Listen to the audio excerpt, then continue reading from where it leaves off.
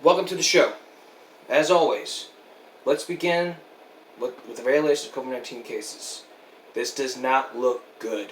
Throughout my absence, there has been over 47,188 cases, plus 173, so that's up over 47,200 cases in the state of Texas.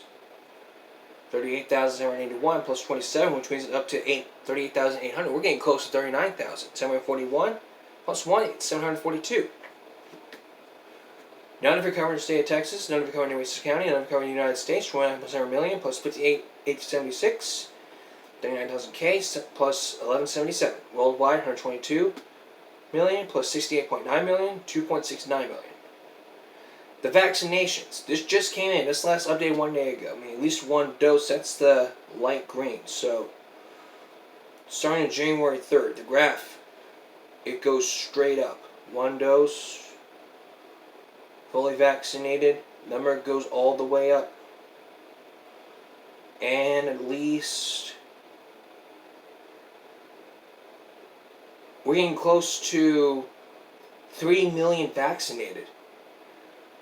But what about in Texas? Here in Texas,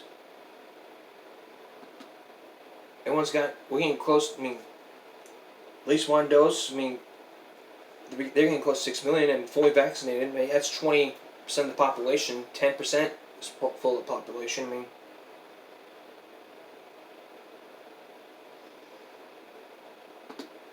But what about in California?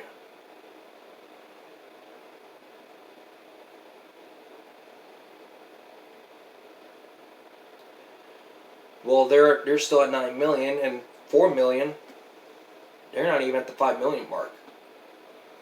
Now, California, it's bad. 1.21 million.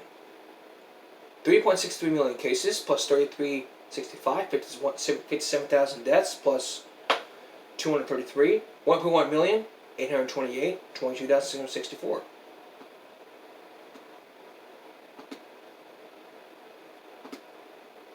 And over a 2-week period in Texas, let's go to the 1 week. The line's flat. Everyone's at the 6 million mark range. 2 weeks. They're getting close to the 1 million, 3 million mark. The last 30 days. 30 days, it's probably the same thing. So I pray to God that everyone gets that vaccine and hopefully everyone recovers and we can all go back to normal lives. We can give each other hugs, kisses, go out on dates, all that kind of stuff. But until the meantime, until everyone gets the vaccine, all of the regulations and rules are still the same. Just because Governor opened up Texas 100% and lifted the mandated mask order, that doesn't mean we're in a home stretch. That doesn't mean everything's going back smoothly. No, we're still under that order. We still have to maintain social distancing. And you may see signs that say it's not mandatory anymore, it's optional. You may see signs like that. I may have seen a sign like that here in the Bluff. And in the Bluff, I saw that sign and got my attention. So you see that sign, I recommend you carry a mask with you at all times just in case. And the TEA says that they're still going to mandate people wearing masks because of everything that's going on with the cases rising. Wear your mask at all times, carry with you at all times if the sign says it's optional. And remember, the mask has to be at the bridge of the nose, not down here, nor at the chin. Even if you're at work, you're still required to wear a mask at all times. No excuses. Social distancing, all times. Stay within 6 feet.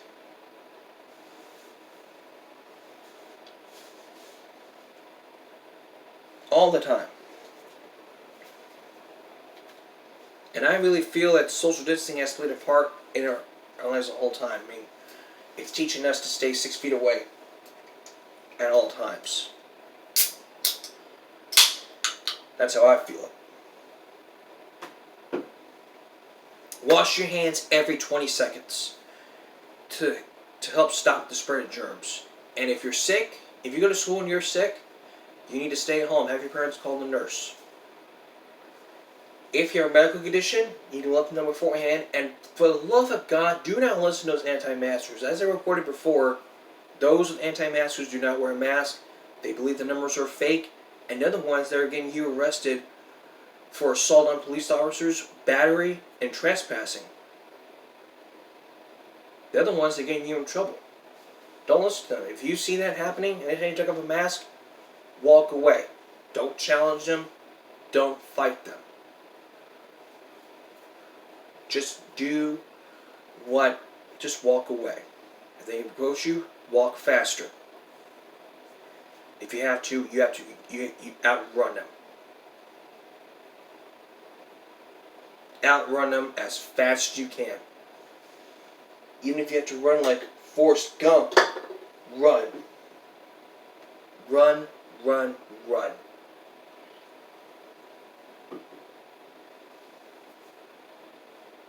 Try to run as fast as you can.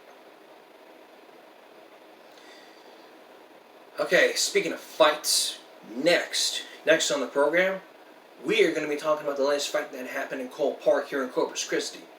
That's next. And then a bit later on, more truancy cases here since the pandemic. All the truancy judges are in the same boat, and so am I with the show. That's a bit later on. That's all that's next. Now, over the weekend, there was a fight at Cole Park between a mother, between two people, and that person had a child. The person responsible for that fight was named Destiny Garza, who had 2 outstanding warrants related to an assault in downtown Corpus Christi last month. And since then, she's turned herself into the police. You turned herself into Wasson County Jail shortly after midnight Wednesday, officials with the GCPD said. CCPD. The assault happened on Saturday, February 13th, around 5:20 at a park located on the 1500 block of Ocean Drive in Corpus Christi. The video evidence from the assault showed Garza finding a woman who had a child in her arms. But the police say that child has been placed in danger by the action of Garza while she intentionally and knowingly assaulted the victim. But on Monday, March 13th, investigators were able to request and obtain an arrest warrant for assault causes bodily injury and class A misdemeanor. That's a $5,000 bond. But the additional arrest was requested to obtain on Tuesday, which was a couple days ago, for abandoned/endangered a child, equivalent to intelligence state. Jail family said that's a $20,000 bond. And if I was trying to find out where she was still. If she was still in jail, I would get a chance to get her side of the story. Tell her, hey, why did you assault that person with a child? You know you're going to get yourself in a lot of trouble.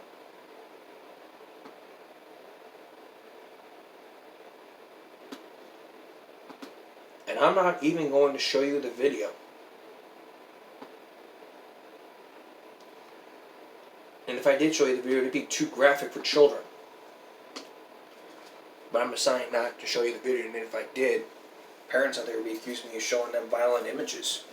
I can't have that happen on my conscience.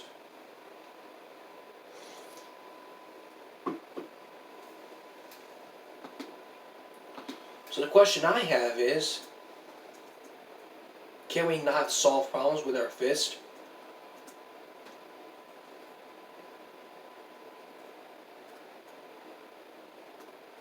With fists and fighting?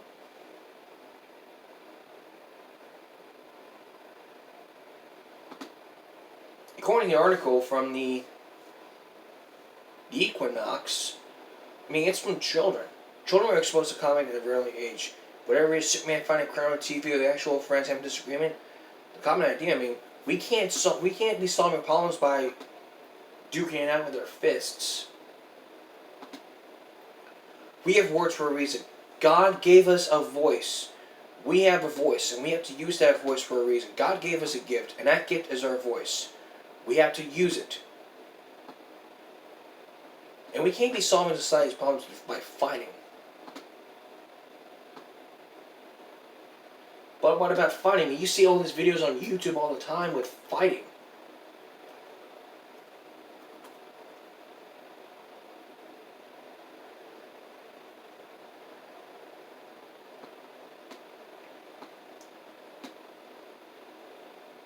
You can't solve society's problems.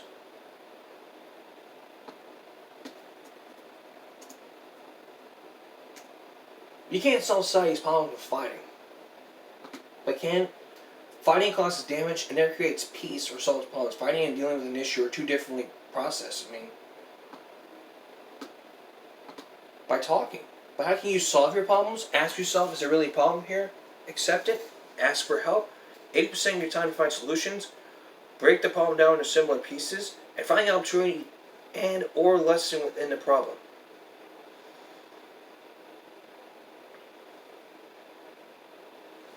Like, just ask them, hey, is there a problem here? And if you see a fight going on, break it up. Most of the time you break up fights, you end up getting yourself injured. On the future episode of this broadcast, I'm going to teach you how to break up a fight. Like, basically in a chokehold. Most people use the chokehold method to break up a fight. I think that works. A lot of the times I think what would happen is you break up a fight in a chokehold,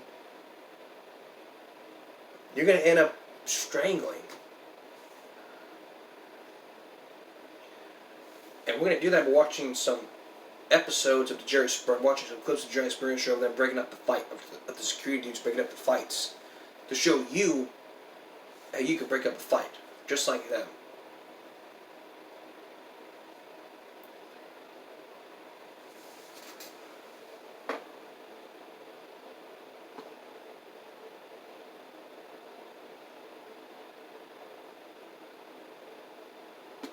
But the difference between fighting and arguing is just of opinion.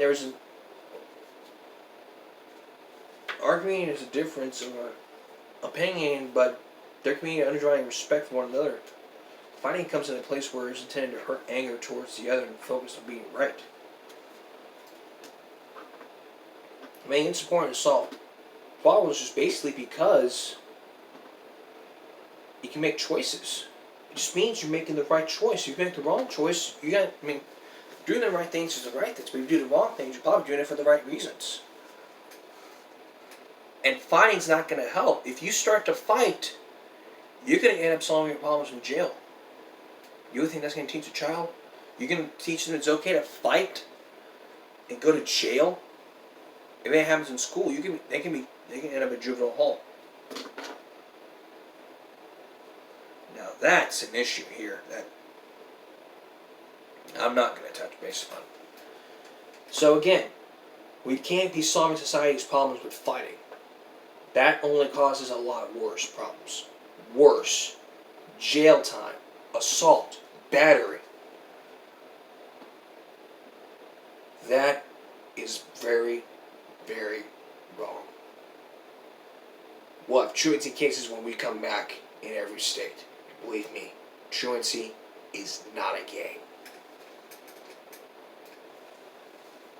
Look, folks, it's already happening. Ever since the pandemic, the truancy cases are up on the rise, and I am the only one trying to help you prevent this from happening.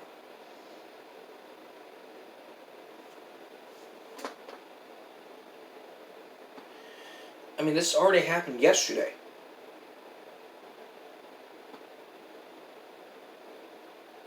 Yesterday, a Wisconsin student was fined $439 for teenage time in so many days. Take a look at this. Listen to this article from the Guardian. It says, it was Monday morning before Thanksgiving when a police officer showed up in Tracy Higgins' doorstep and handed a $539 fine to her teenage son for missing too many days of remote school during the pandemic. But the bulk of her son's marks repeated absences, the Wisconsin mother protested with the result of faulty school technology, including a Chromebook that wouldn't charge. Deborah Pratt, also at Manawack, Wisconsin, faced a similar situation this school year with her son Jason, who was fined for racking up 28 absences that the school district marked as unexcused, including the same day in late September that he tested positive for COVID-19.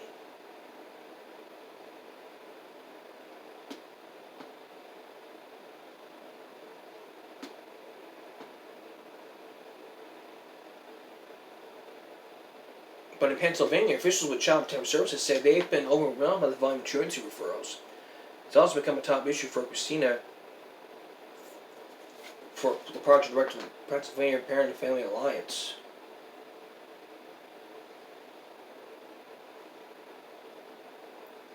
By attendance works as a nonprofit focused on combating chronic school absenteeism, as urged just to post attention to students who aren't showing up.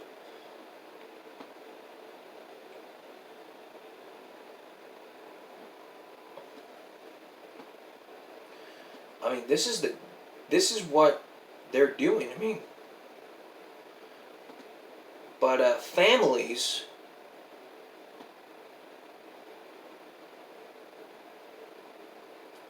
face steep truancy fines in Wisconsin.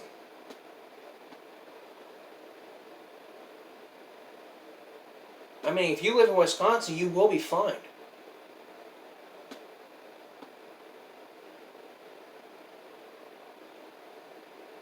This is the city attorney, and my rightly question whether she belongs in the juvenile justice system.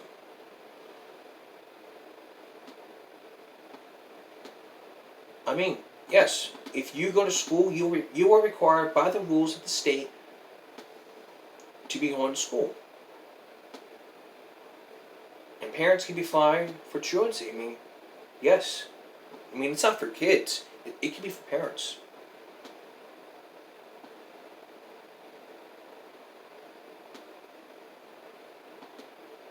And my issue with that is, you should not be fining parents and kids. You should be. I mean, parents are responsible. I mean, they're saying that.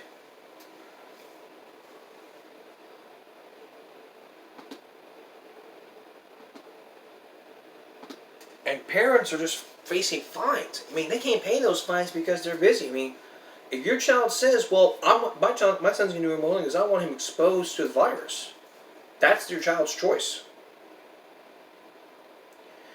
But parents, look, I understand.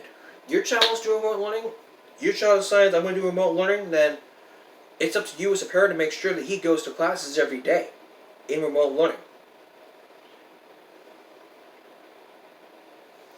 But what really needs to happen here is that if your son or daughter decides to do this, you need to make sure they do it all the time. Before you leave, send a text message to your son or daughter saying, "Don't forget your remote learning. Don't forget your classes." And if they skip that class, the school will call you saying that you didn't show up, you didn't complete your assignments, and you're marked absent. You don't show up, you're marked absent. It's mandatory.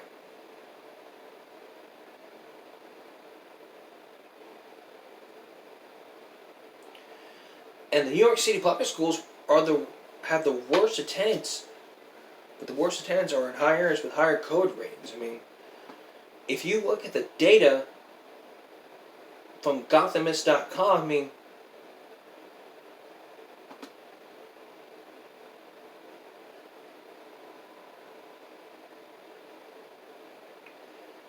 Satellite Academy School, median attendance 38%. The highest one is Chelsea Prep, 91%, with not a COVID hot zone. 97 for Asian students. That's a COVID hot zone. These are 100.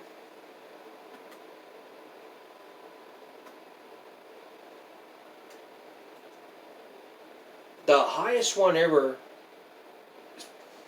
IS78Q. That's the highest ever. They're close to 100%.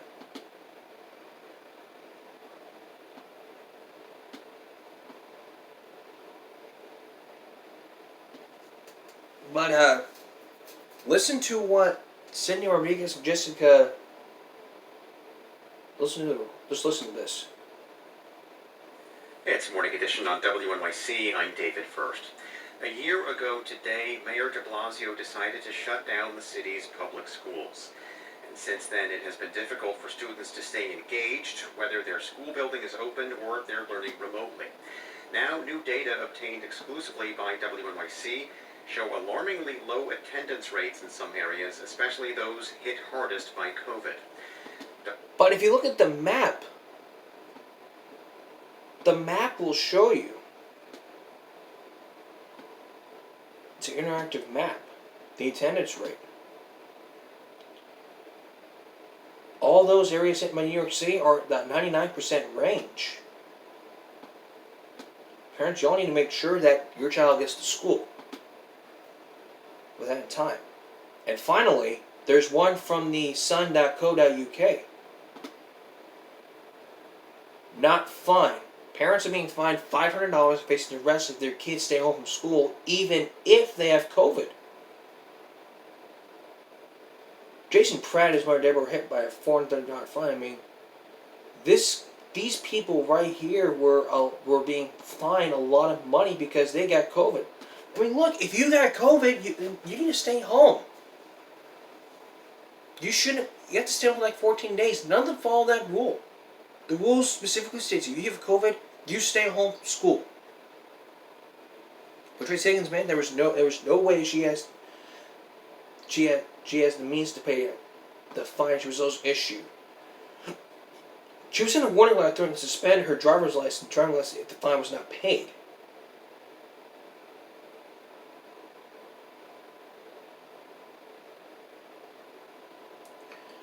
The students previously also faced the threat of losing their driver's license. I mean, that could damage future job opportunities. That is the big reason here. The cause of this is kids are working to help their mom and dad pay the bills. I'm not even going to go there. And if I have to go there, I have to go there. Not tonight. I'll be back in a moment. On tomorrow's broadcast, we're going to take you to Redmond, Flower Bluff, where there was a trailer fire. What could have caused the fire? We'll tell you. Plus more. That's tomorrow. That's all for this edition. Give me a break Thursday, go on a Friday. We'll see you again to Give Me a Break Friday night. Until then, have a great night. I'm sorry if I've been absent a lot of times lately because I've been on a vacation. If you work from YouTube, you can choose your hours a lot, but if you decide to make videos a lot, then that's your choice. I'll see you tomorrow. Good night.